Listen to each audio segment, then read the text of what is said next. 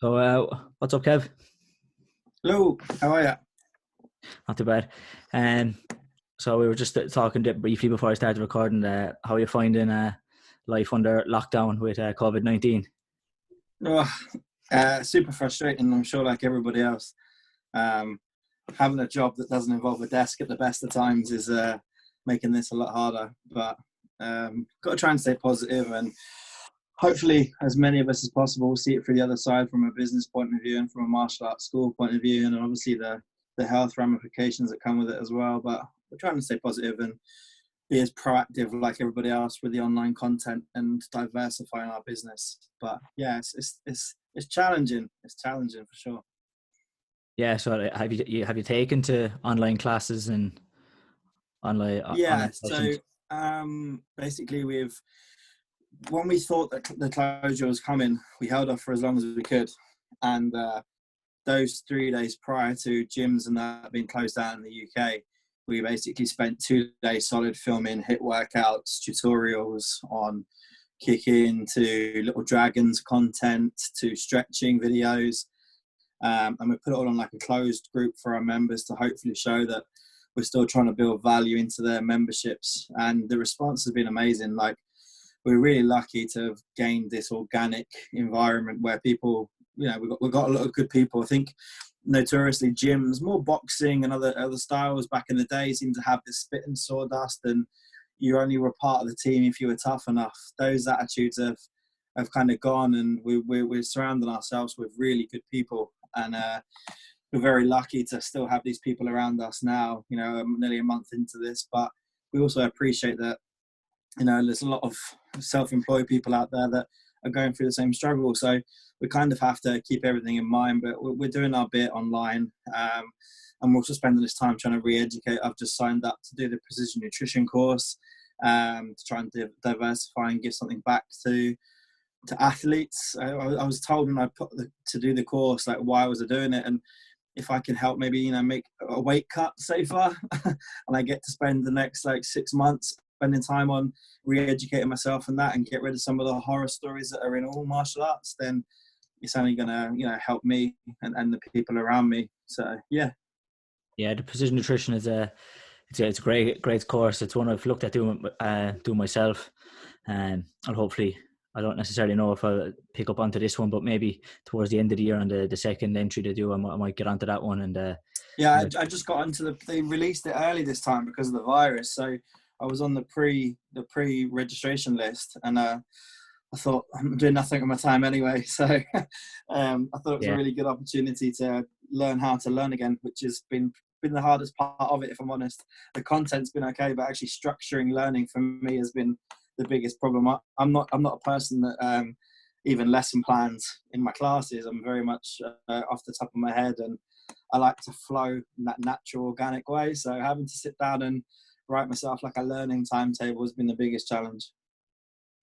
Did you find, like you said, you spent a couple of days kind of preparing content? Do you think that was a big help? Because I think a lot of people maybe were caught on the back foot of the classes had to stop, and then people had to Yeah, really try and catch up then to fill the void. Whereas you said you had a yeah, like, couple of I'm content glad we did already. it that way, because if we didn't do it that way, I feel like we would have been breaking every principle that was based on lockdown if we were constantly going back to the club or, streaming from live.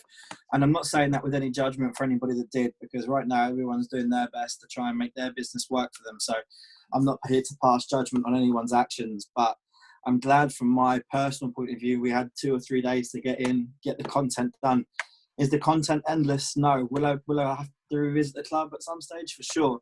But that's when I would regard it as essential. I've done everything I can personally to do it prior to lockdown. We've probably got a month's worth, if I'm honest. So we are beginning to dry up. But also, this is a perfect opportunity to thank the people who got behind us. Just 2 days ago, Jack Felton got in contact from the United States. And we were just, shooting a breeze. And he was like, how's things? I'm like, tough. And he's like, yeah, same. He's like, listen, I've got some pre-recorded footage here. I can put a personal message, and you can use that for your members area as well. So now my guys have got like an online seminar with Jack Felton for the next 2 weeks. So it just shows, when the chips are down, there's still some great people around us who you can lean on. Sometimes you just got to ask, which is the hardest bit, you know. Yeah, great that everybody's chipping in, I suppose, and trying to do a bit like in it we can share, and it's a great opportunity. Like you said, maybe where your members wouldn't have got a chance to train or do a session with Jack Felt. I know they've got some sort of an opportunity there. Like it's something positive that maybe came out of it. If even though the positives are small, I suppose. And in terms of, like you said, you didn't plan any classes. Do you feel like is that something to start to kind of get into more, do you think, or a bit more structure? Okay, so a good friend of mine's Elijah Overall, right? And he's actually got on the podcast, and he'll be out in a couple of weeks. He was on for a chat. Oh, really? Oh, literally one of the best brains in fighting. But one of the things I love about Elijah is you look at my iPad and you look at my lesson plans, and I've wrote the title lesson plan. But you go to Elijah's iPad and he's like, literally, honestly, that iPad's got some serious value if anyone can get their hands on it, because he lesson plans like ridiculous amounts. So for me, it's difficult, right? So for situations like this, and obviously the clubs are growing, we opened up a beautiful second facility recently in Livingston. And I envisage that we'll probably do that again at some stage. And I'm really, really I'm one of these people that I struggle to get my head around. The bigger we grow, I get really anxious that we're going to lose the quality that we spent so long creating. And if I do not learn to write this down and be able to notate what's in my head, then I'm going to end up with a brand that's maybe fantastic on paper and, pays the bills, but will keep me up at night knowing the standards dropped every time we move a mile away from the original location. So it's this key skill that I need to improve on. But I'm not going to promise you it's going to be tomorrow, because it's not going to be an overnight fix for me. I get really flustered really quickly. Like if I can't see where I'm going with something straight away and someone expects me to do it, I kind of just lose it completely. So it's something I have to improve on for sure. Yeah, I'm guessing there is some sort of a session plan, like you said, in your head, like maybe for these couple of weeks we're working on this, and this is how I'm go about it. Just maybe not so structured. Like it's not you're turning up to a class and going, I guess we'll do this. No. There is a plan in place. It's just maybe not necessarily put on paper, and it's not maybe set in stone. It's probably flexible in your head. Yeah, like everything's flexible in my head. Like we're very lucky to do a lot of seminars. There's a couple of occasions where Damien Gormley from White Tiger event has said to me, can you, we've had someone pull out, can you come in and jump in and do 2 hours teaching for me? I thrive on that. Like I'll go in there and give you 2 hours of content, like pressing a button. But if he said to me, Kevin, like in the 2 hours, what are you going to do? And you break down each bullet point, I'd be like, no. Like I'd probably struggle, which is, again, it's something from a self-development point of view that I need to improve on. Yeah. As I told you, even like it's great to have that plan, even if it is written down. But if it's not, like you say, if it's not flexible, like you could be starting, you're halfway through the session, you're kind of realizing, well, actually what I'm seeing here on the floor is taking a little bit of a turn, and maybe I'm going to spend a bit of focus maybe on fixing that or working on that. Whereas if you stick to your plan, it could be completely the opposite way, which mightn't fit. That's actually the people on the floor at all. I think that's a really good point, because I think that's what defines the difference between an instructor and a coach. And I think now I've become more of a coach than an instructor. Like when I go, everyone has the intentions of teaching their best stuff when they go to a seminar. They want to go there and shine and look, the dog's bollocks. But sometimes that's just not possible. You get there and you realize that the limitation's been set in front of you sometimes. So you spend more time working on a particular thing to right that wrong. And I think you have to be that intuitive as a coach when you're in a tatami, you're at a tournament. Every fight is given a set plan when they train with you. But when you get to the competition side of things, that set plan can go out the window pretty much within 3 seconds. So I guess now I teach more similar to the way I coach, if that makes sense, which is I'll intuitively see what's in front of me and make the alteration there and then. And I'll have no kind of issue deviating, because that's what needs to happen, because I'm treating it almost like a competition. Whereas an instructor is probably that person, that dream person that they will have that technique down. They will move on because that's what the syllabus dictates. Again, it's horses for courses, but at this stage of my career, a good few years on, I feel more comfortable coaching probably than I do instructing, if I'm honest. Yeah. And so But when then did you, like say, when did you get started in kickboxing?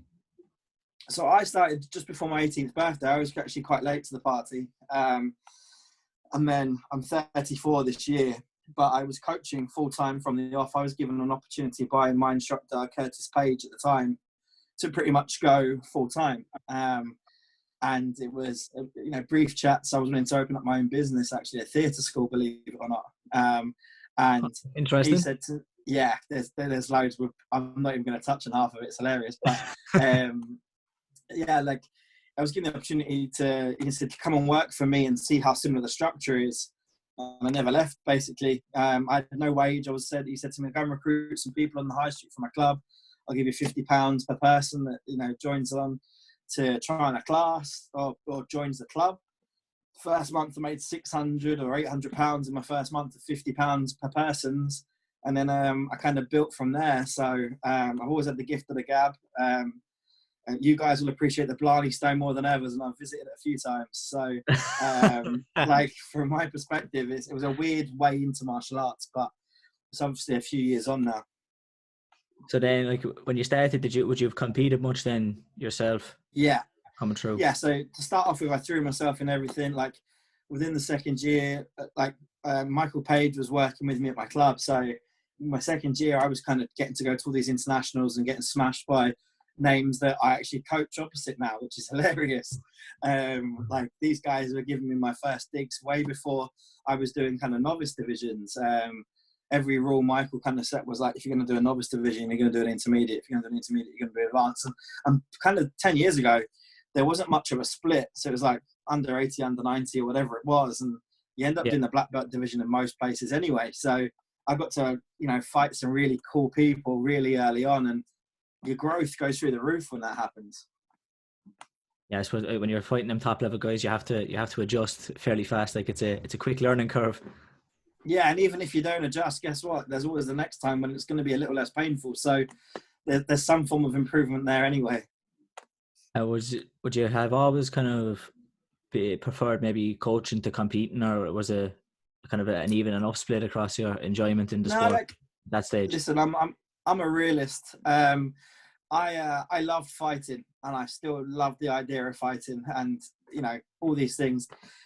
But two things, like firstly, when I moved to Edinburgh with Natasha, like her career was always better than mine. She was always better than me, and when we opened up our own club, we had quite a big following quite early on, and you can't tell someone to join your club and then still want to play alongside, and you have to take the step back at some stage. And the second thing I noticed and realized quite quickly was I'm a very, very good coach, like an excellent coach. I don't say it of any big-headedness. And I was probably a good fighter at best. And because of that, I got off on the coaching as much as I did fighting. But the difference was I was just better at coaching. So, I humbled myself really early on, and, it was chalk and cheese. Like me and Natasha's careers next to each other weren't paralleled in the slightest. We fought at the same time, but she was on a different plane of existence. So from my point of view, I can try and rival that and get heartbroken on a daily basis. Or I can actually, I actually found something that I was very, very good at and stumbled upon anyway. So I never felt any resentment, but the enjoyment factor, which is what you asked me, I'd happily fight tomorrow if I didn't have the responsibilities that I have. But also I have to be realistic in how far we're going. Today's circuit, absolutely nowhere is the answer to that question. So I found my place and I'm very happy with it. Yeah, because my own coach, Adrian Byrne, he kind of said when he was competing and we still had people starting to get people from the club onto the national team, and he said he kind of felt that he knew it was time to maybe pull away from competing as when the people he was coaching were like better than him, like their goals were kind of passing out his goals, and he felt like it was time to maybe focus on helping them achieve their goals, and that was more of a focus. Yeah, I think that's true. And I think also like there's twofold to that. That occurs at two parts in the coach's journey, at the beginning and at the end. And what I mean by that is, at the beginning of it, you start having the realization people around you are actually better than you, and you're coaching them. And two people do different things at that stage. They resent it and they start holding back, which I think is ridiculous, or they run with it. And I think the second time that happens is when you become a great coach, and then you start actually realizing, well, hold on, that's because of me. And I think that realization of people becoming great around you sometimes takes a few years of kind of treading the boards to appreciate your own coaching ability. The irony is, the first phase of it, when you first realize it, it's probably the same reason. It was probably because of you also. You just don't have the mentality to realize it. So yeah, it's a difficult one. And it's always going to be a bitter pill to swallow, because you get into this for the love of the sport and the love of competing, or at least I did. And then you're going into a path that's relatively unknown. And it's kind of up to you to find your place in that coaching ladder, by looking at the people, your peers, and looking at people above, and setting the same goals you would have as a fighter. Like, you want to beat that person. Well, as a coach, when I first came onto the scene, I wanted to be able to match that person's intelligence. I wanted to match that person's win rate. It's something we strive to do on a well, not so much right now, but for every tournament this year, I set very clear goals for myself and my team. And the irony is, we smashed every single one of them. You know, the WAKO British tournament this year, we were the top of the leaderboard. I was going there with the intention of top 3. For a team in Scotland to come number 1 out of all the clubs in Britain, bearing in mind some of these teams, from a size point of view, destroy us. They'll have 40 fighters. You know, we'll have 15, 16. So for us to still become top of that leaderboard that Sports Data has driven this competitive nature, like, and we have the little Scottish flag next to our name, you know, even from a boy from London who now lives in Scotland, that gives a massive sense of pride. I do that for every tournament. Like, I look who's registered and go, right, realistically, where are we going to go? And then unrealistically, where can I get to? And I'm in the middle usually. If I bracket between 3rd and 5th place, we usually come 4th. So I'm still trying to work it out. It's not a complete science, but you know, we're doing very, very well. So this whole part of the year, as though there's a serious nature to what's going on around us right now, and none of us, believe me, are taking it lightly in regards to when we talk about other subjects. But my subject is kickboxing, and it is super frustrating when we apply it to our personal situation, you know? Yeah, it's affected like that. You see Gary Neville is tweeting a lot of stuff, and his main focus seems like it's football, and everybody's going, well, football isn't the issue right now, but it's everybody's in their own bubble, and like it said, everybody's affected is concentrating. He's a funny one. People have they've ridiculed him, but like, I'm a Chelsea fan, so I'm not going to spend too much time on Neville for sure. But like, from my point of view, like, I believe he donated the same as Ronaldo, right? He actually put his hotel up for use for NHS staff during it all. So I think people need to be a little bit shyer coming forwards when it comes down to him talking about his passion, because he's done his little bit by the sounds of it. But it's his subject, right? And it's also his job. He's a pundit now. So like, that's his personal circumstance. He's just got a platform to talk about it. That's the difference. Everyone else is talking about their own jobs, so just no one cares because they don't have a platform to talk about it. Yeah, exactly. Yeah, 100%. And like you said, like, I kind of find even ourselves, like you said, you compared to some of the other teams that would be going to the British Championships, that you'd have a relatively small team compared to some teams. We'd be kind of the same in Taekwondo here in Ireland. And I always kind of try to think is like, we might not take, we don't have as many competitors to take as many medals, but if we can have like maybe look at, well, if every competitor takes a medal, that's a kind of maybe a good ratio to start. You know, it's kind of how many medals per competitor did you take, as opposed to, well, we had this many competitors and took loads of medals because we just had so many competitors. Yeah, I think that's really important, because well, two things there. Like, let's not underplay the Taekwondo in Ireland. Like, you guys talk about, actually, my family are all from Carrick-on-Shore in Tipperary, so I spent most of my time growing up in Ireland. I think sometimes Ireland, it's definitely a fighting nation first and foremost, but the Irish nation like to kind of underplay it sometimes. Like, any time we've come across a fighter in Ireland, you take it seriously, number one. Secondly, when they've got that little Taekwondo edge, and I know that my students know them, I have to also prick my ears up a little bit more. Especially Natasha's ended up fighting a lot of Irish girls, like, from the Taekwondo world recently. In the Taekwondo world in general, to be honest, has kind of had a big takeover in like, contact. The last 2 years, Natasha's fought 1, 2, 3, 4, maybe 5 Taekwondo fighters in the last 2 Irish Opens on the way to winning them. So yeah, there's definitely some talent there, and we've had, I think it's Louise McGar, she came over to train for a bit. Like, and we have the two sisters. I'm terrible with their names. Sarah and Jenny. Yeah, Sarah and Jenny, they're lovely, but they're absolute like Rottweilers on a mat. They're trying to take your face off happily. Yeah. And then Sam Delacour, Clash fought as well. She fought the 60 Dutch kilo, girl. 55 kilo. Yeah, Again, she fought. Yeah, Dutch girl. She fought her last year. So that, you know, they're propping up everywhere now, and yeah, I love the fact that we've got so many Taekwondo guys. I've got some really cool guys who train with me now. Like Gilles was on your show a few weeks ago. And Michael McRoberts now helps teach for me as well. Both come from a local Taekwondo club here.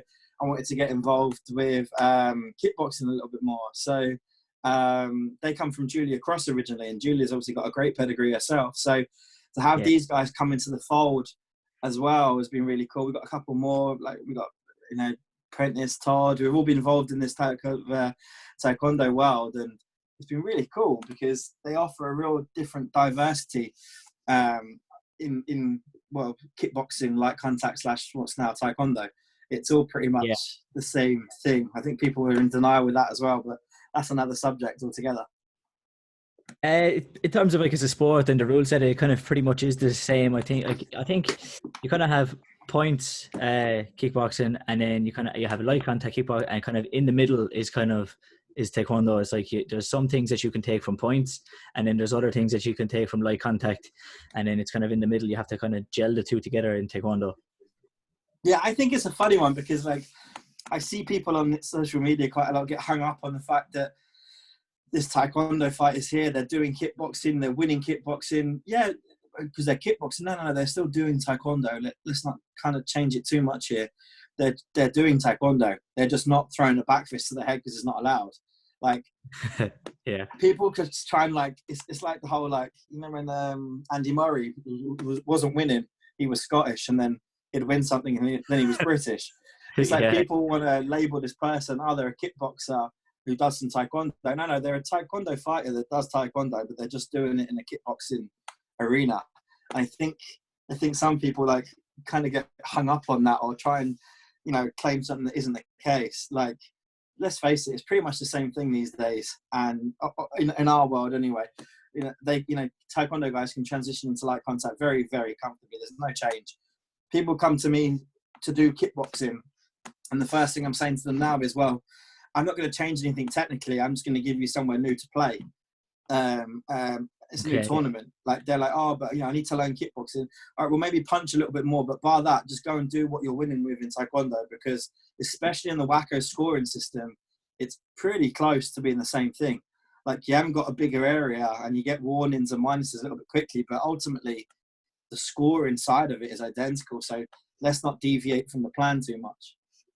Yeah, like that. It's not necessarily your style has to change too much. Your technique. Mm-hmm. It's much. You just have to a little bit of adaptation to the rule set to some degree is all you kind of need, and like that, nearly just exposing yourself to that type of competition more will help you improve more. Yeah, that's the most important bit. Yeah, the more you step in the smaller ring, and out at the end, the more you get used to having to not being able to step out as much. That's, I think, the biggest kind of thing to get used to. It's not necessarily a big change in style or how you use your front leg or how you use your hands. It's an adaptation to just a small bit on the rules that needs to be done. And usually winners are very good at winning, right? 100%, yeah. So like, look at Timothy Boss is a good example of that. Yeah, like it's no coincidence that the best fighters in Taekwondo tend to do very well, and sometimes are the best fighters in kickboxing, because, like you said, it's like, I think to some degree fighting is fighting to some degree. Like, you know, like it can just be adjusting to the rule set sometimes. Like you see, Timothy's a good example. Like, he had a great fight with Ian O'Hare actually in Ireland. That was super close. And I don't know if you saw that one, but that was, for me. Yeah, I did. Great fight. I really enjoyed that fight. Yeah, great fight. But like, and then Timothy will go and do the same thing again, like in Taekwondo. For me, like, I look at Natasha and what she does in kickboxing. If she had a Taekwondo black belt, would she do that in the ITF world? Yeah, I think Natasha actually would. Why? Because she's very good at winning. Like, I think that's the key point. You've got people who are good at kicking and punching, and maybe not necessarily good at winning. And that's a real, you know, important point to kind of realize. Just because you're a good technician or you're a good fighter, if you're not used to winning and then you become very good at winning, that necessarily doesn't translate. Like, you need to have the ability to win, recognize when you're on the verge of winning, and embrace it rather than backing off. And I think both of us now could list great fighters, but more importantly, we could categorize the great winners. And I think that's the difference as well. Yeah, 100%. Like, so like there is a few people like that, like Natasha would be one, and there's a couple of other who you'd like to see, like, because Taekwondo can obviously transition over to kickboxing, but it can't really doesn't go the other way, because there's the martial arts point of view where you need to be a black belt in that. So it would be great to see like, people like that come across, you know, and see how they would do in Taekwondo. And I think like even in that, like you'd see some great fights that if that kind of transition the other way, like see the different rule, like the different kind of rule set with the bigger ring. And, here's the thing though, here's the controversial bit of it. I think Taekwondo guys coming to kickboxing will do better than most kickboxers going to Taekwondo. Would you think so? That's kind of which was not maybe it wasn't the view I would have expected from somebody, you know, in kickboxing. It's not necessarily the. And the reasons, however, aren't probably the, you know, this is what kind of humbles the argument. I think going from a freestyle art to a traditional art, there will always be a barrier from a judging point of view. Firstly. Yeah. Like, yeah, everyone can put a suit on and put a dobok on and put a black belt on, but ultimately you're going to be recognized in a different way, first and foremost. But secondly, like if you look at it from a technical capability and maybe take away the subcategory of WAKO and then say kickboxers in general, I think the ITF that I've been, you know, lucky enough to be involved in is of a super high standard. I guess the argument becomes a little bit more interesting when you say WAKO kickboxing versus the ITF that we're both talking about.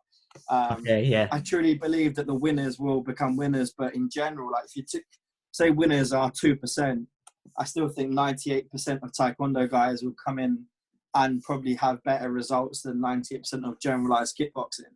I just think from a rule set point of view that it's easier to come into kickboxing and kind of shine, whereas Taekwondo there seems to be a certain way of playing the game and the rules are a lot stricter. At least that's what it feels like from an outsider. That's maybe where you come in and you can educate me, but from the outside looking in, sometimes I look and go, I'm still quite confused by it. It's kind of like the amateur boxing analogy. Sometimes I look at it and go, that person's won the fight, and then I go, oh, right, maybe not. Like, I get, you know, but that could be an ill education from my point of view. Yeah, like in terms of like, there's sometimes like in Taekwondo the stepping out rule, like the exit kind of rule. You can waste a bit of time by stepping out quite a bit, because it's just one warning, and then every 3 warnings is you lose a point, and it's kind of not real set. Whereas like kickboxing, you have only a limited amount of exits that you can have. So I think that kind of, I would like to see maybe it move a little bit more towards that, because I feel sometimes, and I've done it myself as a fighter, is because you're going to play the rules is that if you're winning the last couple of seconds, you will step out a little bit, and you know it'll be a little bit slow coming back in. I think kickboxing had to do what it had to do in regards to that. I think that's a really interesting subject you brought up, because again, it's the same kind of conversation. It kind of sounds boring, but like 98% of people were affected by the rule change, and they did the minus point within point fighting, and also then the 1 click per judge on the exit in light contact. The 2% at the top just kept winning. Like 100%. They adapted. Like, and the 98%, well, the 10% that were in the top bracket spent a bit more time moaning about the change in the rules rather than actually adapting to it. I think the rule change in the exits was essential, because it was kind of getting out of hand, and like people were just literally just chilling on the side of a map because they were unfit. They were great technicians, but they had no cardio, so they literally unbuckle their head guard and boot it across 3 tatamis to take 20 seconds breather. Like it was getting wild. So I think WAKO did the right thing there, and implementing that rule. It stopped people milking the system. But again, when you're looking at such a kicking-based sport like Taekwondo, you need a bigger area, and that, you know, on a percentage basis, you're going to spend more time outside the ring, like just on a percentage base. I'm going to throw a question back to you, if that's all right, because it makes it a bit more interesting. Oh yeah, belt away. And you have to be as honest as you've asked me to be today. So you got 5. We'll go back to our category. You got 5 winners in Taekwondo. So your top 5 Taekwondo versus your top 5, say, kickboxers, light contact. All of them are fighting WAKO rules. Who wins it? I think Taekwondo wins. Yes, yeah, I'd agree with that. I think Taekwondo wins. Like a lot of like I'll just look at if I go to like look through the World Championships recently that was on last year in Taekwondo, like a lot of those guys have done very well in WAKO kickboxing, like guys like Fatali, they win in the 57 and the 63. Julio Carlos would have done well, but like Timmy Boss does well in that section, like across both sports. Magomed Nardanov, who won -70, has competed in kickboxing, has done, and has, I think maybe the Austrian Classic or Hungarian Open he did last year, and he took a medal there. Like guys like Alamin have done well. Yeah, nice guy. Colin Adolphs had before, another German guy who has been world champion in Taekwondo. Yeah, he's good. Yeah, he is. Yeah. So, and I look at the guys who've won. A lot of them have crossed over and done quite well. See, that's why it's not so controversial, right there. For that reason, they've kind of proven they've done a bit of time. They've proven their worth on a mat, and I think that's what kind of where kickboxing. I would love Taekwondo to give kickboxing the same opportunity that the Taekwondo guys have been given. And then that becomes a harder question. It does, like you said, it's much easier because like we've only seen it one way. We haven't seen the kickboxers come back the other way and compete in the Taekwondo rule set to see how they would do. So it is kind of I suppose it's nearly an unfair question to, or like, you know, it's unfair, but based on what we know, like you'd have to say, Taekwondo makes it fun though, right? It does, it does. I love always think, like I said, I just kind of, as a fan of both kind of sports, I just want to see the best fights nearly. And you know, I'd like to see him across all rule sets, really, both rule sets, to kind of see who's the best. But it's unfortunately not happening. We did a fight night a few years ago, and we were trying to think outside the box. And we had these hybrid fights, and it was you did 1 round points fighting, 1 round light contact, and then if one person won a round each, we'd flick gloves, we'd flick a coin. And then heads would be points again, and then tails would be light contact. And that's actually very interesting. Very interesting, actually. That is really enjoy. I know you've seen there's some stuff in the ring right now where you can do like a round of boxing, a round of MMA, a round of full contact, a round of K1. I've seen all that come into play in the last few years, but for us, we did this like 8 years ago at a local like small fight night we ran. People loved it, by the way. Like it ticked every box for the hardcore point fighters, which is still my favorite style out of all of them, by the way. To the guys who were really into their light contact, it kind of just ticked all the boxes. It was really good and a lot of fun as well. Like people seem to take it less seriously and kind of got behind the night as well. So I really enjoy hearing people and talking about crossover athletes. And like I said, I'm lucky to work with so many of them now. So it's a nice time to be coaching for sure. Yeah, so would you be, is your club, like, would that be predominantly points, or would it be a kind of a 50-50 split between points? Since we've been infiltrated by Taekwondo, I'm probably still 80%, 85% points. We've got a little bit of full contact, which we dabble in for fun, but still mostly points. I still feel like points offers one of the best foundations for all the styles. Like, I think you can learn points and then go through and learn light contact, or even do Taekwondo, I believe. I feel like points is a great foundation. I don't think you can learn and study light contact for the same period of time and then try and do points and be as successful. I think from a foundation art, it's quite unique in that respect. Yeah, like light contact is not like it's at the kind of style now. It's very hands heavy, like, you know, it's a lot of punching. Yeah. Sometimes the legs. I'm talking more about your 5 years into your 5 years into your kickboxing. But if you're 5 years into your points, you can still go and become really successful in light contact. I think if you were 5 years into light contact, I think you'd find it very difficult to be successful in points. Again, I'm not talking about that 2% winner bracket, because they'll find any way to make it happen in any style. But I mean, in general, that's kind of the rule of thumb that I go by. Yeah, I would tend to. Yeah, I'd probably agree with you there. Yeah, definitely. Yeah, like that. I think like one of the reasons, I think, because the points, you have to have that balance between you'll have been training using your legs and your hands across that time. I think some degree, like the light contact, a lot of the kind of the style is a bit more hands orientated than maybe the legs. That if that's the kind of style you've been in, and you've been training that for, we'll say, 5 years, and then to switch to points and you have to have a very flicky front leg, and you haven't had that before, it's very hard to just pick it up. It's kind of, you need to put the time in. So yeah, I definitely agree. Like the points. It's even the same with the Taekwondo guys, trying to teach them points. Like I do a lot of training with them, but they've got these beautiful traditional lead leg side kicks that they spend like, you know, a good 3.5 days chambering that lead leg, and then but don't get me wrong, if it catches you die, like it takes your soul away. But just making those alterations, and you spend some time as a coach, not just teaching them technically, but convincing them there's another way of doing something. Like, you know, you can call it watered down, you can call it sport specific, you can label it whatever you want. But if you need a more like a quicker, straighter lead leg side kick to go under a guard and score 1 point, it's as much about getting over the dialogue as it is about the technique. Yeah, 100, like that. It potentially has, like, every technique potentially has use then in the right place, you know. So yeah, even if it's not a massive change, like suddenly they're just going to maybe not suddenly change how they use the front leg, but if you've given them a technique or a choice of use of a technique that can be used in a situation in Taekwondo or even kickboxing, then that's useful as well. Yeah, it's not about right and wrong. It's not about taking something away and replacing it.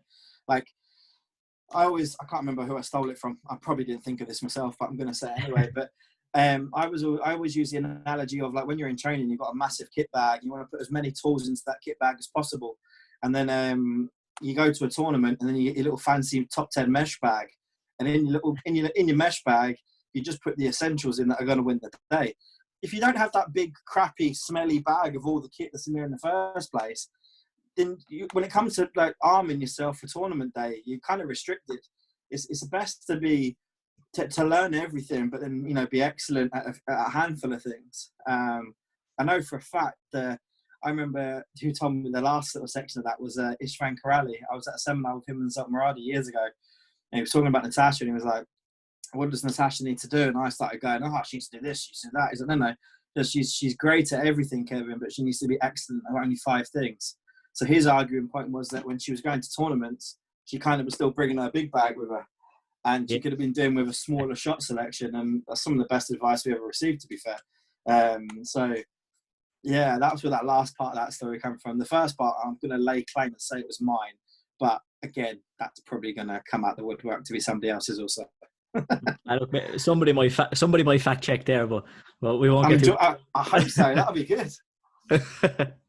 What do you feel in, like, in terms like early specialization kind of in within martial arts and within kickboxing? Guys like training people to be like a 14 or 15-year-old world champion versus maybe playing the long game and having a senior world champion. Okay. Okay, so here's the thing. You set the standard from the off, which I completely appreciate. That's an awkward question.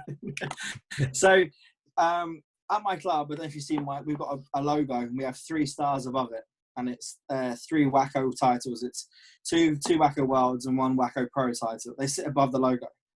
As a club, we recognise WAKO as the highest standard in kickboxing, and as a club, we think that winning an adult senior world title is the pinnacle of your career.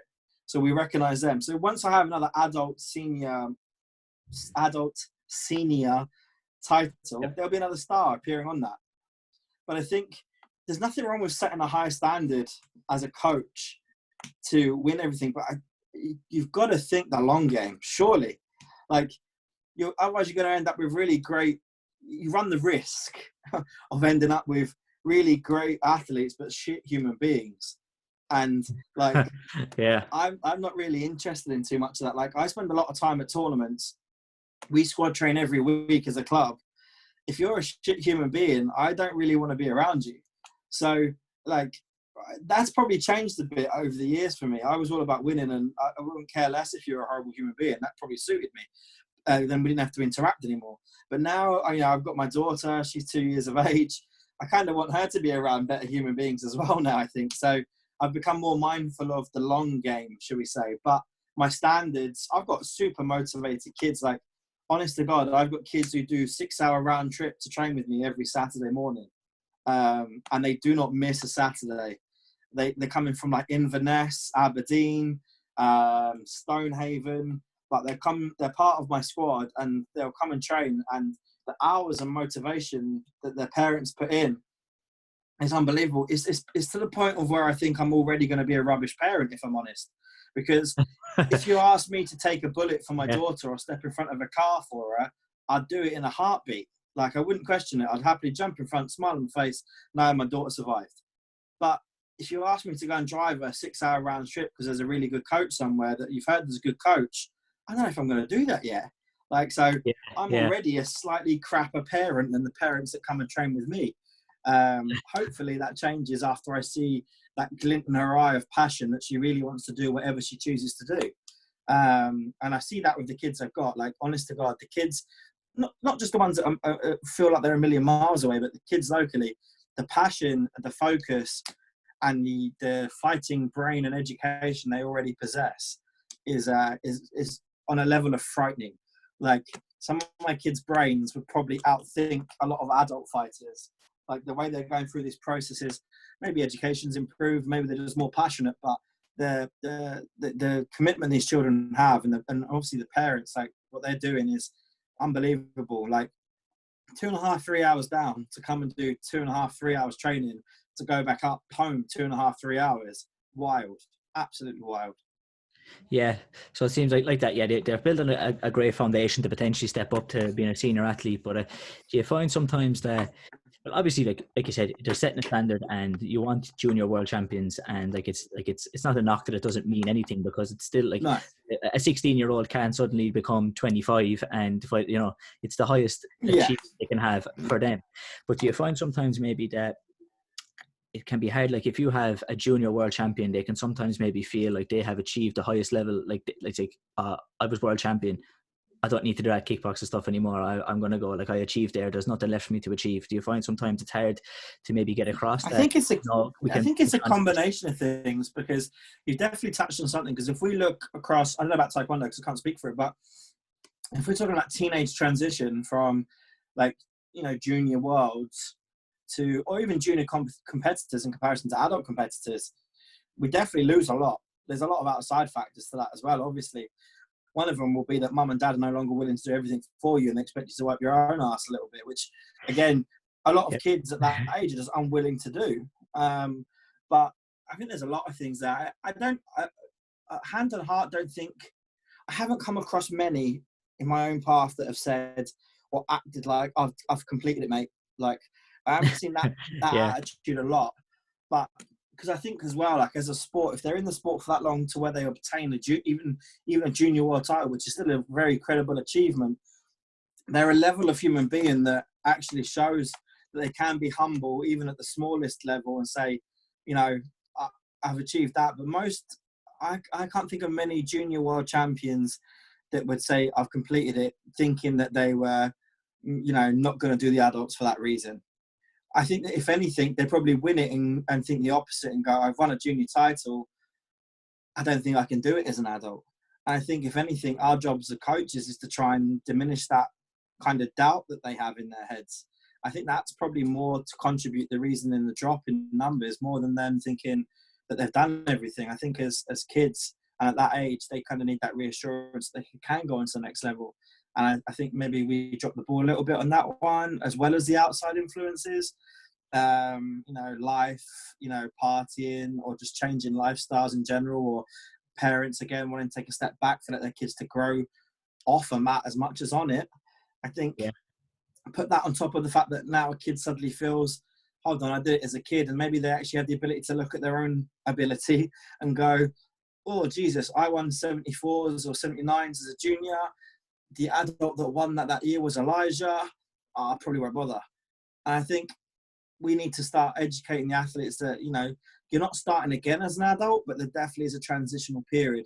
And I'd probably hazard a guess of at least a couple of years. I can't think of many people, even the greats, that have transitioned from one to the other seamlessly. Like, the percentage would be tiny, I imagine. Yeah, it's pretty much the same in Taekwondo. Like that is one drop off. College drops off. College comes in and that kind of idea, and then there's a little bit of drop off, and people look around and they say, "Well, I can't beat that guy, or I can't beat that guy to even get on the team. Why am I bothering to go?" And then they stop maybe competing even in national tournaments, and then before especially when you've got the associations that only have like one place. Taekwondo is one place, right? Per weight, or was it two? Two. So, like, if you think of that, like, that's still quite tight. That's a good level. You hear some world championships and you can have 4 or 5. It's wild. Like, you're not at a world championship, you're at an open tournament, mate. Take a breath. Yeah. But like, WAKO's one senior adult, and as a junior, you too. So I think when you're talking about these type of percentages and this kind of small numbers, it does become a lot harder for people to work out their transition. But I think that's why the World Cups, again, from a kickboxing point of view, they take up most of my time. That's where we spend most of our growth, is at WAKO World Cups. And I absolutely love it because you're kind of getting everybody anyway. And you're getting, the second and third person who didn't make it onto their national team. And they can be the biggest problems for you half the time, because sometimes as a coach, you might know a little bit less about them. And I like to be armed to the teeth with information when it comes to my team fighting other people. So I might not plan lessons, but I know every fighter that my guys will come across. And that's probably where my planning does take over. Yeah, because Elijah did say this, and it's one thing I always find kind of fascinating with kickboxing, is that winning the Irish Open is seen as bigger than winning a WAKO World title. To some a million times. Because like that, you have teams like Corrali and the likes that, where their third best guy might be good enough to win a world title, but just can't get selected on the team. But like goes to an Irish Open and has the potential to rip it up. Yeah. Listen, like the Irish Open, what Roy's created and the guys around Roy, like his support team, is second to none. What he's created there is an absolute beast of a tournament. And it's the only tournament as a coach who's quite hardlined like myself will ever use the term of even getting a medal is something. Because I'm not a big believer of that term. I'm a massive, you win, you don't, you lose gold. Like it's you lose silver. I'm a big fan of these type of, like, I like winning. I really like winning. I love winning. So for me to turn around and say getting a medal in Ireland is credible, I generally mean it. And it's, look at the open weight. It's like they're crazy, and they're like the dream David Goliath situations that should never be seen in combat sport, but we all love it. Like it's, Robbie Lavoie, 57 kilos, will appear against someone who's like 94 kilos, and it's just things like that. Like, and you can never count them out either. That's the great thing with, especially with points like contact, like points are out there, like contact and Taekwondo. Yeah, someone's probably going to die. But if you look at it from a points open weight, it definitely becomes an interesting theory for sure. Because the rule set's slightly different. Yeah, it's always enjoyable. Yeah, watching the Grand Champion events at the Irish Open, because like you said, it's is it Raymond Daniels and that he comes to that one, and like he mightn't fight at many WAKO events in the year, but tends to fight at that one, So it's he just came back after a couple of years, right? He got involved in the team event this year for the first time in a few years. None of us were expecting it, and then obviously he jumped into the team events there, and it's people like Ray who have now obviously transitioned to like MMA, but before that kind of K1 style, those kind of spearheads. It's like, for me, like people always said to me, like, why do you think Elijah's gone to the All-Stars over the other sponsored teams in Europe? Like, something like the Americans and All-Stars and Jack's another one. Like, Elijah has more in common with their mentality than he does with anybody else in Europe, because in their heads, they're just, it's the American way. They're kind of like, they're the champion, they're the best, and they've got no problem talking about it or saying it to themselves. I think that's kind of that winner's mentality. And I think Elijah kind of, to start off with, you go, why has he joined an American team? And then you suddenly go, actually, he's really similar. Like he reminds you of like a really young Jack Felton. Like if you think about it, technically point of view, mentality, he's a most humble person off the mat as well. And his attitude when it comes to winning and training, and his ability to train. Like Natasha did a little stint with them as well, and people were like, why didn't you just go and join this? Why didn't you go that? Again, it's that, winners surround themselves with winners. And like for me, that becomes interesting when you see them line up against each other at a team event at somewhere like Ireland, because they will always back themselves irregardless. And I think that's what, that's the magic the Irish Open brings. Like that nighttime show, there's nothing like it. You're dying to get on the night show. You want to get on the night show. There's the big thing. So I've managed to, like, as a coach, be there with 2 or 3 fighters now, and it's it doesn't get boring. You feel at home. Once you've done it a few times, you feel at home as a coach because you've been there. But I can remember the first time with Michael, and then I thought I kind of settled because he did it a couple of times. But then the first time with Natasha, the nerves came back again. And then the next fight that did it, I was like, oh, I've done this with Michael and Natasha, it's fine. And then the nerves come back again. It kind of translates for every person's first time on the show. You kind of take it on with them, but it's a crazy tournament. This year was exactly the same again. Did you find that maybe would the first time you've been involved in the night show, maybe you would have been the second on the chair, and then maybe stepping in then where you're maybe responsible, you're the number one coach, and they've been training with you in the build-up. I remember the first responsibility. Yeah, like the first time it would obviously be Michael, and it would either be me and Drew Neal or me and I know Robbie Hughes did it at one stage as well. Jesus, they've got years on me, and they're people I looked up to coming through the ranks. I was more of a comfort blanket. I was the person that, was there with Michael's day-to-day life, but he was part of the top 10 UK, and you kind of, like for me, it was the experience overwhelmed me as much as anything. I didn't embrace it in the slightest. Like it was just a case of certain fighters, not just Michael, but certain fighters in general, like they don't need to be told what to do. They just need to be reminded of what they're good at. And Michael barely needed that from me. That's not what I'm trying to say, but there's people there, but who you just have to coach. You have to be a chameleon when you're a coach. There's certain things you have to be able to adapt to. Some people like to be shouted at. Some people need an arm around them and spoken at an undertone. But yeah, it definitely wasn't the primary coach in those scenarios for sure. And, at that stage I was still fighting. At that stage, I wouldn't want it to be the primary seat. No way. I'd have been useless. Yeah, but so do you feel then when you work under the primary coach and step in it, like you're the one who had worked with them day to day and about essentially like your athlete, and then stepping on to be the main guy in the chair, would you feel that added maybe a bit of a different buzz to maybe when you first did it? Yeah, don't get me wrong. Whenever you coach any of your friends outside of it, like you still get a buzz. Like I coached Michael Lambert this year from Liechtenstein. He's a really good friend of mine, cool guy, and he won it this year, the Irish Open. He beat Alameen actually. It was a really, really good fight. And I get a buzz because me and Michael and the relationship we had there, Michael Lambert, it's like rolling back the years. He's like a big kid when he wins, and I end up being a massive kid, and we're like jumping around like schoolgirls after we win. I'm like, mate, we're 34 years of age. Just take a breath here, But the idea of it's amazing. Yeah, it's amazing, and the same with Natasha. Like Natasha's won a lot, and this was maybe the fifth time she'd been on the night show for the Irish Open, which I don't think many people have done. And we always get there, we sit in the same spot we have done on the 4 previous occasions to warm up, even if we're on the wrong side and we've got poor Elaine running around saying you're supposed to be on this side and what have you. Like we sit in the same spot because that's where we first sat and we won there. And I still get the thing with Natasha is that I never feel nervous when Natasha fights. This is what people don't get. They're like, it's your wife, you should feel nervous. I'm more confident with her than anybody else because I see every second of preparation that goes into it. So the way I see it is I've seen her do everything. What's there to be nervous about? Like, you need to start focusing more on what you're going to do to them, what they're going to do to you. And the buzz these days is different. The buzz when she first won it was like, oh my God, we've won it.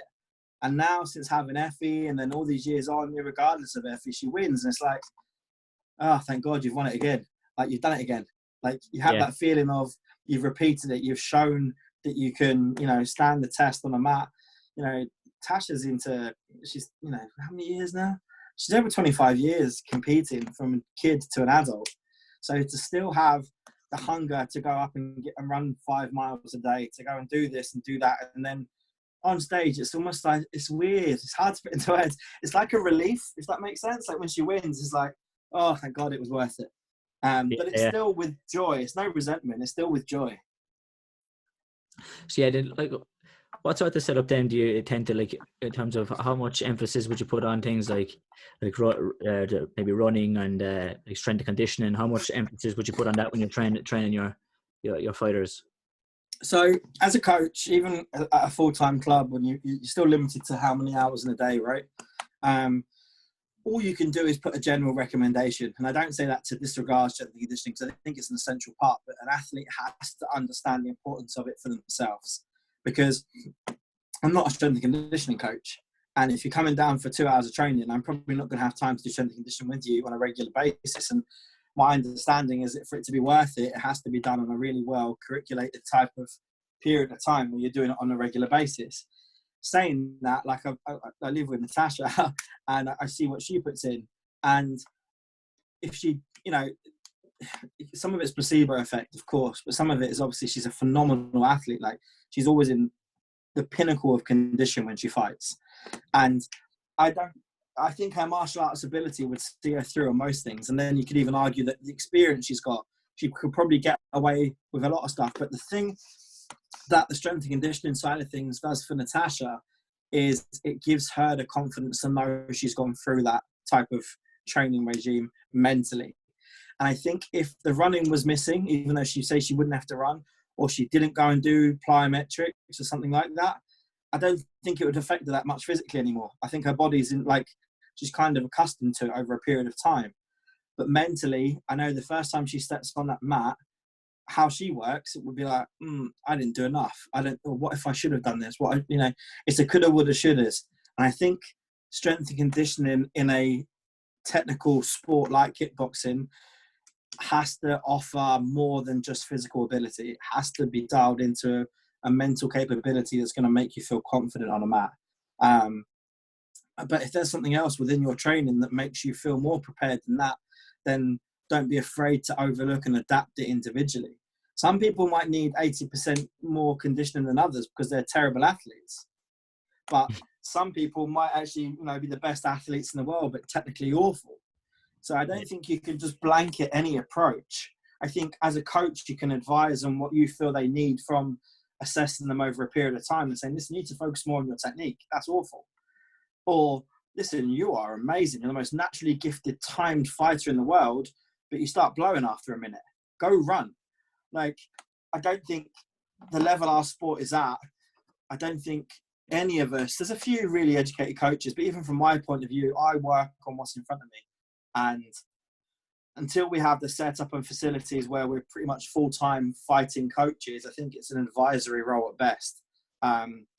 There's a point where jack of all trades, where you try and advise on strength and conditioning, you try and advise on technical ability, and then fighting becomes a very dangerous element to a coach.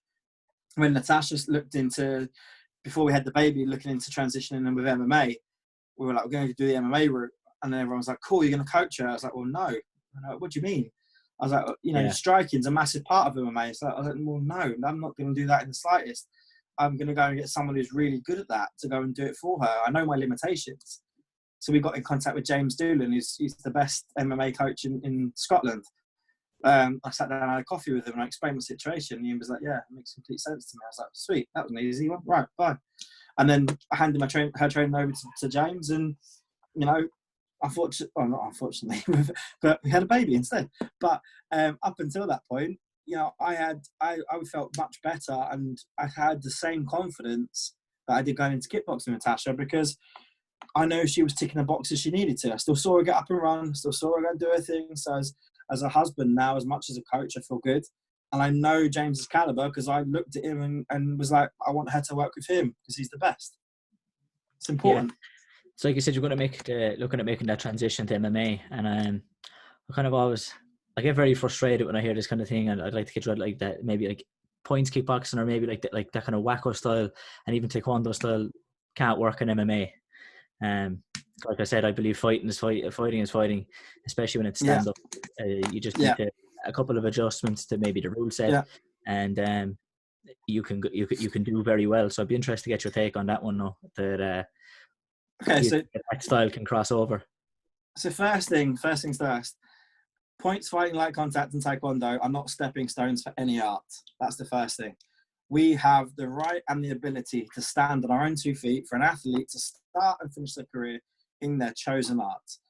So firstly, for the people who look down on us, who are in full contact and MMA, like, get over yourselves. Not everybody wants to do it, okay? Like, people say, I've heard coaches say, oh, we're a full contact club. Oh yeah, we get our kids to do points, and beyond that, it's not. No, it doesn't really work that way. Like, I've got adult points fighters that would jumping back, kick you in the body, and you would cry. Like, you'd actually cry. So don't diminish what we do. That's the first thing. If a fighter decides to start and finish their career in their style, we have an infrastructure in place that allows them to shine at the top level, be it a world title or something like the Irish Open. If you make the decision to transition to MMA, I think it's starting to prove itself, is it not? Like, I would think so, yeah. There's two brackets here that we have to be very careful of. Raymond, for example, your Raymond, Michael, that type of bracket. Like, both of them weren't just points fighters. They were tatami-based fighters that competed at a really high level. Like, Michael was as successful with light contact as he was with points throughout his whole career. Yeah. Raymond has established himself in K1 as much as he did in points fighting. So, yeah, that's the first bracket. They are mat fighters originally, but yeah, another one. No, yeah, again, exactly crossover styles, points, but also, has competed in other disciplines as well. I think they're the most successful out of the subcategories. I do think there's this another category coming through, which is more point style fighting that then go to MMA. I do believe that having a better, well-rounded, tatami life, shall we say. So, like, for example, a points fighter who's done Taekwondo, I think would fare better earlier in an MMA career because they're just more well-rounded. Like, they've got a little bit more under their belt. They've scrapped it out. They've been in kind of like different types of distancing. Whereas if you're just coming from points, I think sometimes, especially now, because we've got people like me hyping points up and they can leave, not that I'm important, but there's a lot of people that will say points can do anything. I truly believe that, but you have to go through the motions. Like, again, when Natasha went to transition to MMA, Natasha didn't strike for a very long time when she transitioned to MMA. Like, when she trained, she never got to fight it, but James put her on her ass for most of the sessions and told her to get up, try and stand up now. So, like that, and she's well-rounded. She's got titles in full contact up to, semi-pro European full contact titles. So, like, I think it's a dangerous thing. I think points fighters will always be very successful because of the foundation that we have. But I'd like to see points fighters maybe do have that option to, and we've got the option really easy. That's what makes it a little bit silly. Like, spend some time doing some light contact, get into a ring in full contact, and then go into MMA. Those stepping stones aren't to say that the arts are getting better and stronger as you go through. They're just different. I think 100%. If you have the points as your foundation or your traditional art as your foundation, kind of go through the hoops. I'm not going to say ranks or levels because I don't think they are levels. I think they stand next to each other in difference. Because, like you said, the guys that are doing great have probably not just done points. They're great fighters, like you said earlier on. Fighting's fighting. So, I think the best thing for us is for people to keep undermining tatami sport. It's only going to give us a little bit of edge for the person that suddenly takes us for granted, thinks we're an easier fight for their first or second fight, and then gets wasted with a lead leg side kick, which is what we learn after 4 weeks of training. Like, the more people kind of underplay tatami sport, the better it is for the tatami fighters transitioning. Yeah, like I said, I think kind of going through the transition maybe of tatami to the ring, and then maybe it could be into a cage. That's more so like, because of the space you're fighting in, like that, you have to adjust to the rule set, and also the distance is a little bit different. Maybe the timing could be a bit different. Yeah, conditioning to a bit different match lengths. Like, that's all an adjustment to maybe getting to the end goal. Not because that sport is necessarily tougher. Like, it's still again, distance, timing, rhythm, that all kind of stuff. It's just it's a little bit different, and it can take that time to adjust. Not necessarily you have to get tougher or change your techniques, but it takes a bit of time to adjust that timing, the distance. I think it's the toughness that most points fighters take precedent with, even with light contact. And like, points versus light contact. Light contact's tougher. Why? We throw hooks and uppercuts. Yeah, but we throw back kicks as well. And like, if you blitz incorrectly and get caught with a counter side kick when someone's coming at you 100 miles an hour, that sucks as well. I think that seems to actually, that's nullified a lot more these days, because a lot of points guys are transitioning and being very successful in light contact. So I don't think there's as much question about that as there has been in the past. But I do think when you see the full contact arts, like, oh, they can't do this, they can't do that, or they're not tough enough. I think there needs to be a little bit more respect because some of the stuff we do, day in, day out, or 5 or 6 times in 5 or 6 different fights on a tournament day when you've had your 3 2-minute round fight, and then you've got another one on the fight night because you're selling £500 worth of tickets to your pals for a night out. Like, I think what we're doing day in, day out will kind of show the test of time anyway. Yeah, like I love to see people who do cross over, like whether it's from Taekwondo, points, kickboxing, or anything like that, like Panteki. I love to see them cross over and do really well in those sports, because I feel it does give it grows the standing of those type of sports, that this does work. And this idea that, like that Joe Rogan often tries to sell at Taekwondo, because he comes from the other style of Taekwondo, that doesn't work. And I stopped doing Taekwondo and went to kickboxing because it wasn't work once I saw this idea of a real fight, whatever that is. That doesn't work. So it's like, well, that's a completely different kind of sport. Like that's not necessarily Taekwondo. There's another version of Taekwondo where we do punch and there's all this, I like to see that perception change, that these sports, I think that's mostly ill education though, to be honest with you. I think that's just ill education, because when people come to my gym and they're like to start off with in my career, like 10-15 years ago, they were like, Taekwondo. I was like, oh, wicked, right, where's your body pad, show me what you look like. And you kind of like, oh, no, I do ITF. I'm like, oh, not the real one then. And that was kind of like an ill education for people coming in. And then like you get the people who have done really well. You talk about transitional athletes in the same respect. Look at Damon Sampson. Like, I don't know if you know Damon. Damon was a points fighter in Scotland, into top 10 UK, and had a very successful, only recently retired from WTF Taekwondo. Yeah. I fought Damon and know Damon to be super tough. And like, he chose it as a career path and did really well for himself. So like, there's so many different ways. No one should be looked down upon on what route you decide to transition in, because it's what suits you, the individual, right? That Damon obviously felt good with that one, and like I said, he's really established himself.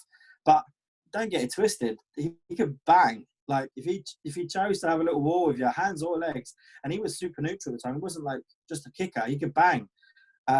So I think it's quite funny when you see people. Every sport has got its element, and within every sport there's an individual, and every individual will break a mold somewhere along the line. And it's usually, like I said, it's the winners again. The winners will always come out somewhere along the line.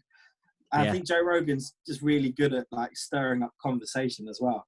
Like that guy can fold a bag, so you can't really talk about WTF not being not working, because like he'll be like, but now I've seen jiu-jitsu. Yeah, dude, but we've seen a video of you like proper traditional side kick in a bag till it folds in half.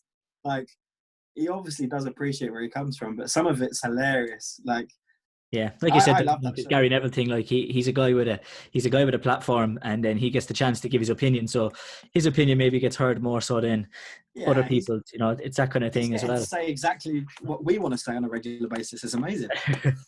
But I think as well, when you said like a stepping stone to some degree, like it's the only unfortunate thing is that you have the chance to go professional in MMA and potentially, it makes some money. Now, the amount of money you're going to make is varied, but like it's very hard. Like a lot of the sports for us, it's self-funding. So I think that's kind of maybe the one of the challenges that we do face with like being seen as stepping stone sports.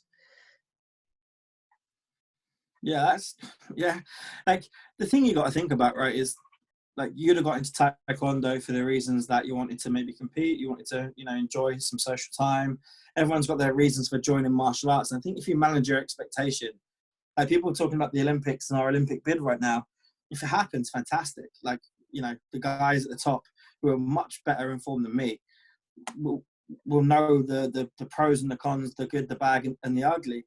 But like, for me, when you get into the sport, you kind of like, there's enough of a journey within our individual arts to still enjoy it. And coaches have gone on to prove that there is a life after fighting. And, from a business point of view, you still can do stuff. It's not the end of the road. As an amateur sport, you're not going to be able to go professional. I think you talked about the long game earlier on.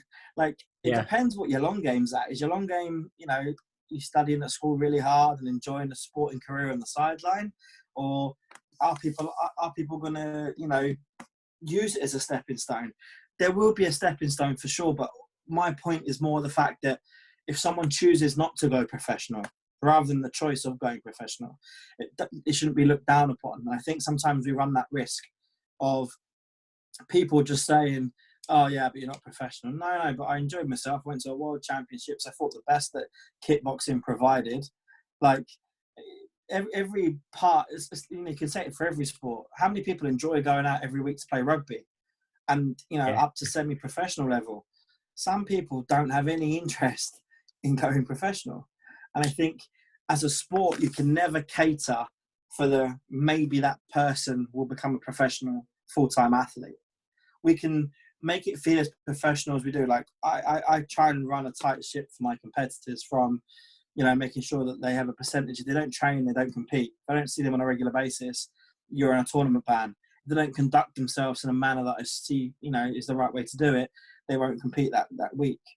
When it comes down to team selection, my team selection is based on, what's gone on in the gym right there and then. It's not a question. And it's certainly something I'm not going to be putting past a parent. If I've made that decision, I'm not looking for your opinion. I'm looking for you to do what I want. And I think there's levels of professionalism that you can cater for in amateur sport that doesn't have to make you feel like a stepping stone.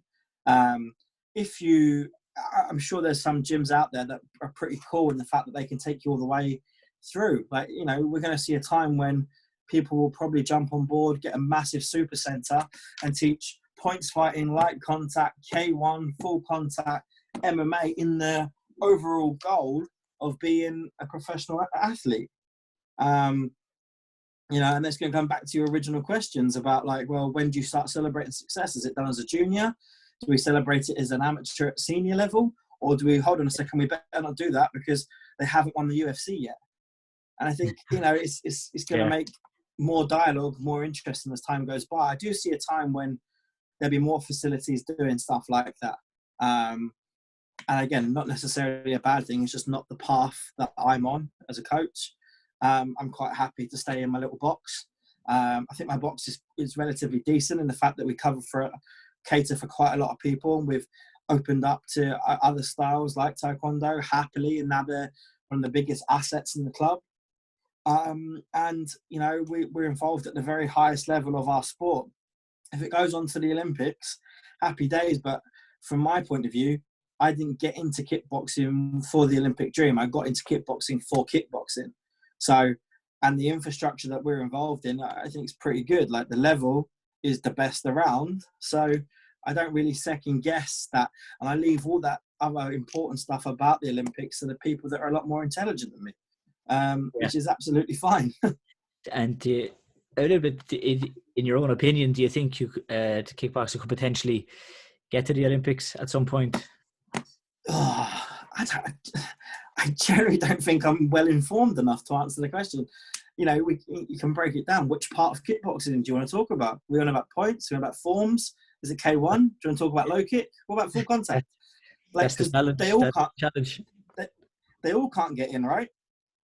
Yeah, see, I think potentially what could happen is, well, this is maybe from my own understanding, is that kickboxing could be given a certain amount of medals, and then it could be up to WAKO to decide, well, you have 12 medals, you did maybe decide.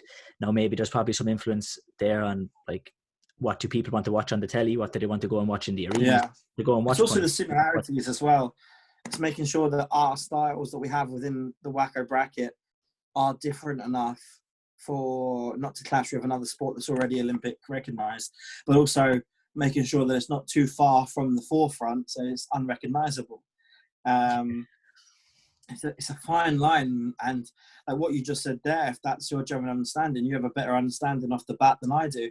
I genuinely right now, with everything that's going on, Roy Baker was recently made WAKO president worldwide, and I'm one of the people that was extremely happy with that appointment because Roy obviously is a go-getter and gets stuff done. He might shout and scream when you get stuff wrong and you're in the wrong part of the hall of the Irish Open. I've got no problem with that because it's usually me that's in the wrong, but he gets stuff done. So I truly believe that he's proactive enough and he's got some really good people around him. And my job has never been massively up there, and it never will be. It's not what I'm interested in. I don't get off on that. I still like being the man on the ground, actually coaching. So I have to put my faith in the people that, like I said, with no disregard to my own intelligence, are more intelligent and are more informed to make the right decisions for the sport. And hopefully that happens. But could I see it happen? Yeah, possibly. Is it going to be in my coaching lifetime? Maybe not. Will it be in Effie, my daughter's, coaching career or fighting career? She's 2 now. Maybe. But I also understand the hurdles and the hoops you have to go through are extensive. And I don't think it just depends. If it just depended on WAKO, who I have a lot of faith in right now, then yeah, probably got a really good chance. But kickboxing is a lot bigger than WAKO. And that's going to come into play sooner rather than later, where people who are, feeling sorry for themselves aren't necessarily going to go along with that way. We just generally, from my point of view, I don't know. All I know is that if it doesn't happen, I quite like where we are. I quite like having a Worlds and Europeans and an Irish Open. I get to go to Austria and see my friends there. I get to go and see all the other nuts in Ireland at Damien Gormley's tournament and White Tiger. This sort of making my life quite hard right now. And yes, we know it's a very serious situation, but massive part of my, my friendship circle is ironically outside of Scotland. Like, some of my best friends are in Ireland and in Austria and in Germany. Like, there's in Greece. I get to go and teach with Nikos Memos every year at a summer camp on a beautiful Greek island for a week. I get to teach 6 hours a day if I choose to people from around the world. I don't need the Olympics to feel happy about my job, but I'm sure there's some people that will see the benefits of it. But for me, I've seen transitional athletes go into Olympic sports, shall we say, and I've seen the good, the bad, and the very ugly side of it as well. From people who've been super successful and made great careers to people who've been, binned after a few weeks because they didn't fit the criteria. I think it's like anything, and it's like any sport of a professional nature. Like, it's not, you can't just look at the good. You've got to potentially see what the bad side of it is as well. But again, there's people who are more informed than me that will make better decisions, hopefully. Yeah, I think the biggest thing about WAKO getting IOC recognition is the potential to have the athletes funded. That if you can go to a national governing body and say, well, look, our sport has IOC recognition, then even though it's not in the Olympics, they could still come and potentially give some funding to that association, which could filter down to athletes at some point, which I think that's potentially the biggest benefit of having IOC recognition, is that some athletes could end up being able to gain some funding, which of course then means that they don't have to. It'd be interesting to see how it works. But the MMA, but yeah, it could be. It'd be interesting because I don't understand it fully. But if you look at like GB Taekwondo, who's the closest thing I've seen around, like there's still hundreds of WTF Taekwondo clubs, right? Now they're all Olympic sport, I'm assuming, because they're under WTF. Yeah. Do they get a lot of funding, or is it just the GB Taekwondo team that get funded to a good level? Oh, I don't know much about that now. That's a different. Neither do I. That's the thing for me. Like, I'm not sure how much like funding can affect club level, for example. Or would it be like, say we talk about Ireland, so I'm not talking about GB the whole time, so it looks dodgy. But like, imagine like WAKO kickboxing, probably one of the best nations, easily top 10 nations in kickboxing. Now, does the Irish Team Islands get the funding, or what about the club level? Because that's all I care about at this stage for me, is not just the one great athlete in my gym, but the 15 great athletes I have in my gym. Are they going to be directly, helped with the funding if we got it, or would it be just the team? There's not enough information out there, or I've been bad and just not looked at it enough to give a real decent opinion on it. I've just got to do the what ifs or who's it going to affect, and it kind of makes my whole thing kind of invalid because I'm just not informed enough. Yeah, like I have to say I'm not fully sure. I think it often depends in the roundabout way, like who provided funding and like was it, it's like you said, there's different people higher up that would know more than myself. Yeah. You said yourself, but yeah, I suppose we can't have a full opinion like that. Like it is where does that funding go? Where does it come from? And you should definitely get someone who's more intelligent than us. That's for sure. Yeah, it could be a good conversation to have. Like with people more informed on that. I don't know how much information we get at this stage of their application, mind, but I think it would be interesting to find out like how it would work and if it would work, and are we just all holding on to a dream that wouldn't potentially work for, like, I don't know, it's a different bracket altogether, isn't it, really? Yeah. Well, maybe kind of two more things before we kind of finish up, because Yeah. I've been asking up people on the last couple of podcasts is favorite fighter of all time. Any Oh, sports, not Jesus. kickboxing, boxing, MMA. If you had to pick a favorite fighter, who would it be? Oh, absolutely stumped. Uh, okay, so it's a bit of a random. There's loads of people in kickboxing, and it's really cliche to pick them, I think. Like, I wouldn't be able to do one person. The funny one for me was like the first time I realised like a humble athlete was when I met Gianfranco Zola from Chelsea back in the day. Yeah. He's the first professional I met where I had my club down south in Cobham before I moved to Scotland. Chelsea's training ground ironically moved into there. I saw a lot of athletes that weren't very humble. When a good few years prior to that, like I was doing work experience at a Citroen car garage when I was maybe 17, and Gianfranco Zola rode past me on a bicycle that had a basket on the front of it, and I saw him from the window, recognised him, shouted Zola, and he got off the bike. And I said, I can't believe I'm meeting you. You're my favourite player. And I literally said to him, you're half of my PIN number for my card. And he kind of laughed. And he signed a piece of paper for me saying, to Kevin, lovely to meet you. Put his thing. I was like, bye. He's like, bye. Give me the biggest hug, which you now, as years go on, realise the Italians are infamous for. Probably one of my favourite nations of people. So for me, it was the first time he was a true great on a football pitch. He did stuff there that people didn't know how to do. And he was just a really good human being. I guess it's that affinity with, I like great athletes who are also great human beings.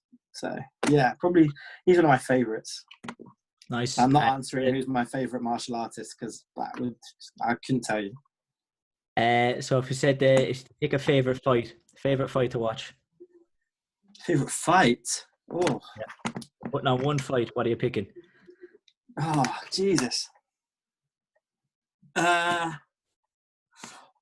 There was a good one. Bev, this is points fighting, and it was in Bristol, and it was Bev versus Louisa.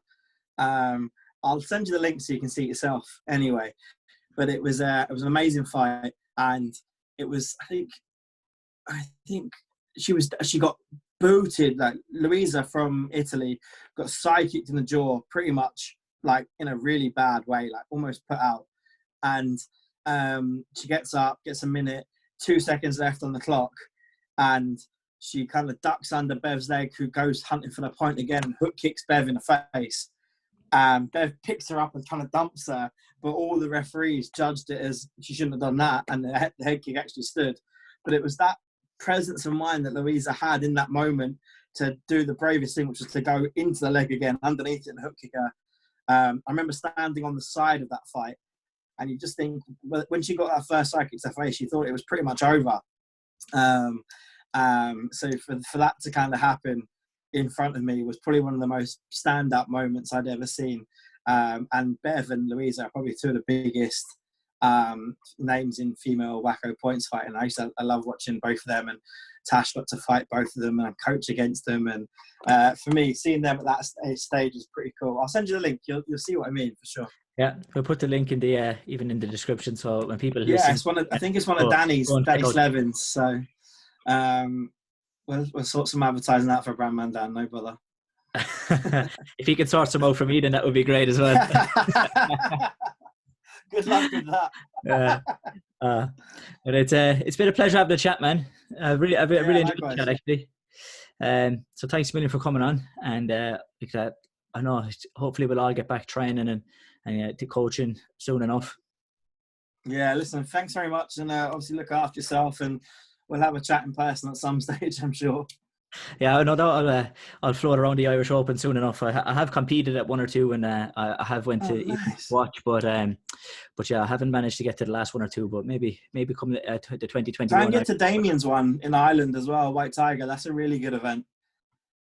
I was meant to fight at that one last year in the team points, believe it or not, but something else came up with Taekwondo. So I was meant to fight with Hong and Brendan. So we were meant to have a team. No way. I was over there. I had Michael and Jill's over at that last year as well, who I know you very well. So that we try and we support that one every year. So if there's another tournament line to recommend, it's definitely that one. Damien's a really good guy, looks after everybody, gets seminars going, and it's really good for beginners. So anyone coming up through the ranks as well, it's definitely one I'd recommend for sure. Probably, yeah. So that's one I'll hopefully put on the list to do, so that later on in the year. Yeah, do. Well, like I said, pleasure, man, and thanks for coming on. No bother. Take care. See you soon. Cheers, man. All the best. Bye.